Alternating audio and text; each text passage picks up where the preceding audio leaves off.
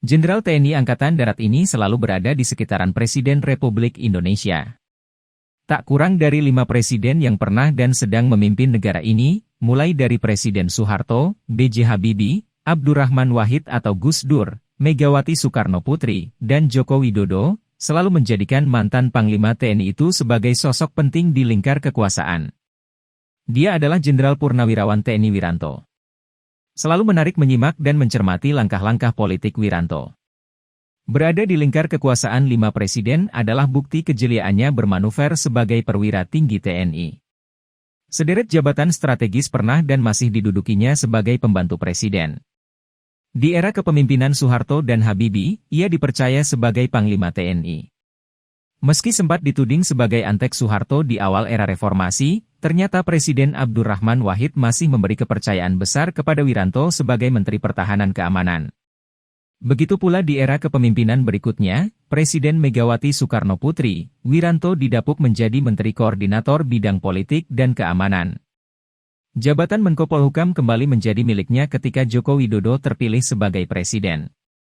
Dan saat ini ia masih dipercaya sebagai Ketua Dewan Pertimbangan Presiden Jokowi. Rekam jejak itu tak bisa dipungkiri sebagai catatan sejarah seorang jenderal TNI yang lihai dan jeli memainkan peran dalam percaturan politik tanah air.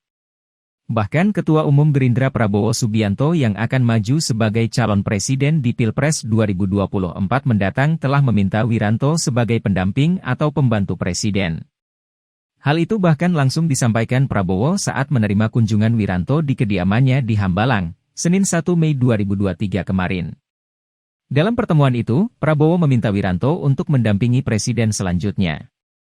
Prabowo menyebut permintaan yang ia layangkan sebagai daulat yang sulit ditolak.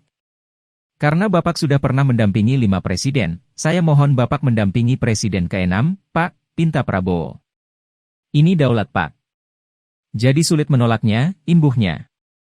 Hadirin tergelak tawa mendengar pembicaraan dua sosok yang pernah sangat dipercaya Presiden Soeharto tersebut. Wiranto sendiri mengaku sudah sangat memahami bagaimana seorang kepala negara dalam mengambil langkah dan keputusan dalam mengurus bangsa. Dia menilai, pemimpin negara adalah posisi yang harus diisi oleh orang yang memahami pesan para pendahulu untuk menciptakan kesinambungan pembangunan negara. Ia lalu mendukung Prabowo untuk maju sebagai capres di pemilihan presiden tahun 2024.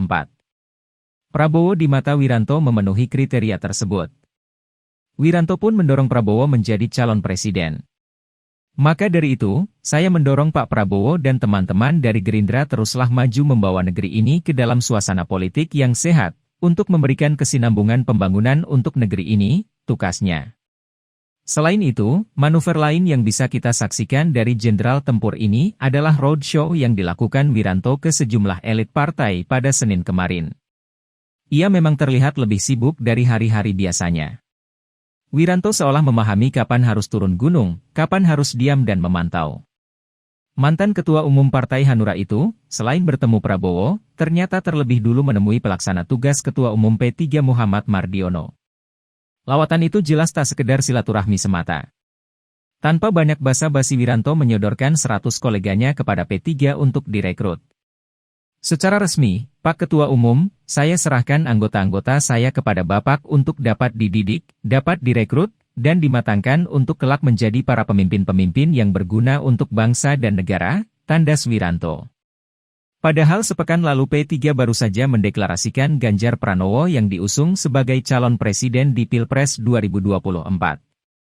Begitu pula di hadapan Prabowo, Wiranto mengaku condong ke Partai Gerindra. Alasannya, lantaran sosok Prabowo dipandangnya bisa menangkap keinginan para pendahulu bangsa. Saya melihat Gerindra ini betul-betul menghormati, menghargai para pendahulu kita, para founding fathers, tandas Wiranto.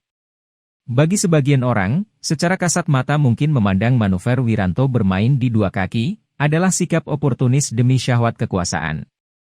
Akan tetapi di sisi lain, bukankah politik itu adalah seni meraih dan mempertahankan kekuasaan?